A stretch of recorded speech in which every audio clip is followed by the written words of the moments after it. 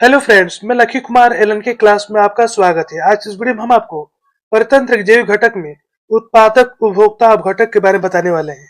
इसके पहले हम आपको परतंत्र की रचना के बारे में बता रहे हैं। किसी परतंत्र की रचना मुख्यतः दो प्रकार के घटकों से होती है। पहला होता है जैविक घटक और दूसरा होता है अजैविक घटक। ठीक है, तो चलिए स्टार्ट करते हैं। परितंत्र के जैविक घटक, बायोटिक कंपोनेंट्स ऑफ इकोसिस्टम। परितंत्र के जैविक या सजीव घटकों की तीन श्रेणियां होती हैं। इन तीनों श्रेणियों को परितंत्र के पोषी स्तर भी कहते हैं। अब पहला देखिए, उत्पादक, प्रोड्यूसर। इस श्रेणी में वे जीवधारी आते हैं जो अपने भोजन का संश्लेषण स्वयं कर लेते हैं। जैसे हरे पेड़ पौधे हो गए, शैवाल हो गया, यूग्लिना यानी कि हरा जंतु हो गया, एवं कुछ रसायन संश्लेषी बैक्टीरिया हो गए। ठीक है, इसे हम क्या कहते हैं? उत्पादक कहते हैं। चलिए आगे देखते हैं। अब दूसरा देखिए, उपभोक्ता यानी कि कंज्यूमर। वे जीव जो उत्पादकों द्वारा संश्लेषित भोजन का उपभोग करते हैं उपभोक्ता कहलाते हैं। सभी प्रकार के जंतु एवं परजीवी पौधे उपभोक्ता की श्रेणी में आते हैं। ठीक है, जो परभक्षी जंतु हैं वे दूसरे जंतुओं को मारकर उसके मांस का भक्षण करते हैं। परभक्षी जंतु में कौन हो गए? तो बाघ शेर जो हो गया वो परभक्षी जंतु हो गया। ठीक है, वैसे उपभोक्ता परोक्ष रूप से उत्पादकों पर निर्भर होते हैं। ठीक है, उदाहरण के लिए भेड़िया खरगोश के मांस का भक्षण करता है। भेड़िया जो होता है खरगोश के मांस का भक्षण करता है, परंतु खरगोश जो होता है वो घास को खाता है। इस प्रकार उसका मांस घास से बना होता है। खरगोश का जो मांस है वो किसका बना होता है? घास का ही बना होता है। जब भेड़िया उसके मांस को खाता है तो परोक्ष रूप से वह घास को खाता है। ठीक है, इन उपभोक्ताओं को हम पुनः अलग अलग श्रेणियों में विभाजित कर सकते हैं। ठीक है, चलिए आगे देखते हैं। अब पहला देखिए, प्राथमिक उपभोक्ता, प्राइमरी कंज्यूमर। जो उपभोक्ता प्रत्यक्ष रूप से पौधे अथवा उनके उत्पादकों को खाते हैं प्राथमिक उपभोक्ता कहलाते हैं। प्राथमिक उपभोक्ता किसे कहते हैं? तो जो उपभोक्ता प्रत्यक्ष रूप से पौधे अथवा उनके उत्पादकों को खाते हैं उसे हम प्राथमिक उपभोक्ता कहते हैं। ठीक है, जैसे हो गया खरगोश, हिरन, कछुआ, घोंघा, टिड्डा, गाय, भैंस, बकरी, ये सभी क्या हो गए? सभी प्राथमिक उपभोक्ता हो गए। और हो गया शाकाहारी मनुष्य, ये भी क्या हो गया? प्राथमिक उपभोक्ता हो गया। इन उपभोक्ताओं को शाकाहारी भी कहा जाता है। ठीक है, क्या कहा जाता है? शाकाहारी भी कहा जाता है। जो मांस नहीं खाते उसे हम क्या कहते हैं? शाकाहारी कहते हैं। चलिए आगे देखते हैं। अब दूसरा देखिए, द्वितीय उपभोक्ता, सेकेंडरी कंज्यूमर। जंतु जो प्राथमिक उपभोक्ता का भक्षण करते हैं द्वितीय उपभोक्ता कहलाते हैं। प्राथमिक उपभोक्ता में कौन हो गया? तो गाय, भैंस, बकरी, हिरन, कीट फतिंगा, ये सब क्या हो गए? प्राथमिक उपभोक्ता हो गए। इनको जो मार के खाता है उसे हम क्या कहते हैं? द्वितीय उपभोक्ता कहते हैं। जैसे हो गया बाज, पक्षी, मेढक, पंछी, भेड़िया, छिपकली, ये सभी क्या है? द्वितीय उपभोक्ता है। ठीक है, इन्हें हम मांसाहारी जंतु भी कहते हैं। ठीक है, चलिए आगे देखते हैं। अब तीसरा देखिए, तृतीयक उपभोक्ता, टेरिटरी कंज्यूमर। वे उपभोक्ता जो द्वितीय उपभोक्ताओं को खाते हैं तृतीयक उपभोक्ता कहलाते हैं। द्वितीय उपभोक्ता में कौन कौन सा आएंगे? तो बाज हो जाएगा, छिपकली हो जाएगा, मेढक हो जाएगा।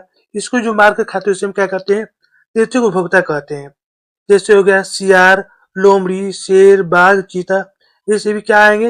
ये सब तृतीयक श्रेणी में आएंगे। ठीक है, इस श्रेणी के कुछ ऐसे भी जंतु हैं जिनका आमतौर पर दूसरे जानवर शिकार नहीं कर पाते हैं और जो अपनी मौत मरते हैं।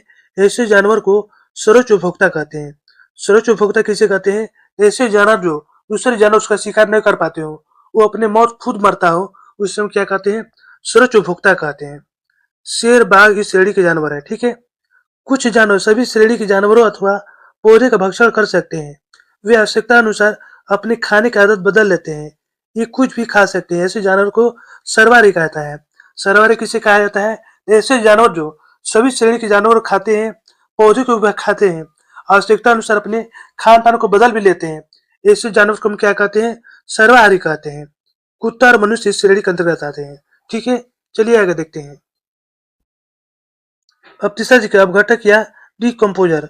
वे जीवधारी जो उत्पादकों और उपभोक्ताओं के मिश्र शरीर का अपघटन करके अपघटन से प्राप्त ऊर्जा के सारे जीवित रहते हैं अपघटक कहलाते हैं।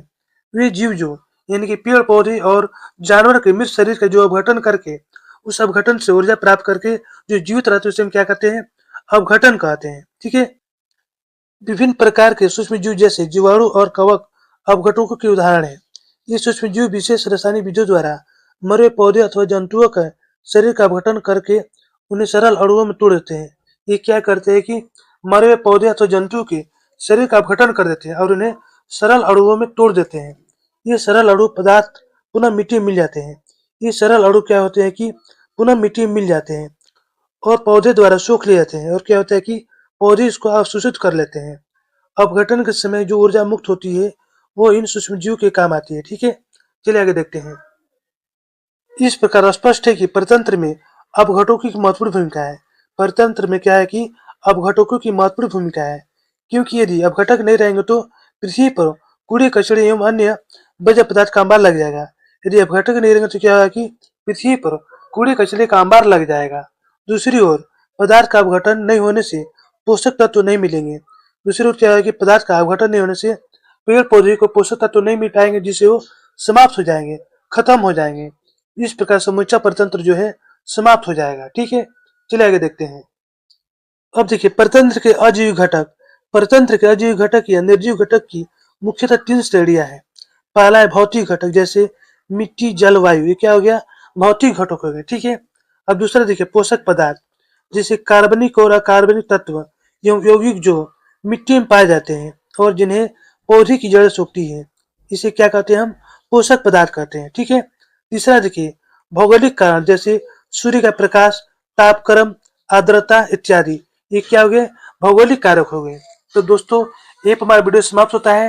यदि हमारी वीडियो आपको अच्छी लगती हो तो लाइक सब्सक्राइब जरूर कीजिएगा, बेल आइकन जरूर दबाइएगा, जिससे नए वीडियो को नोटिफिकेशन आपको मिलता रहे। धन्यवाद।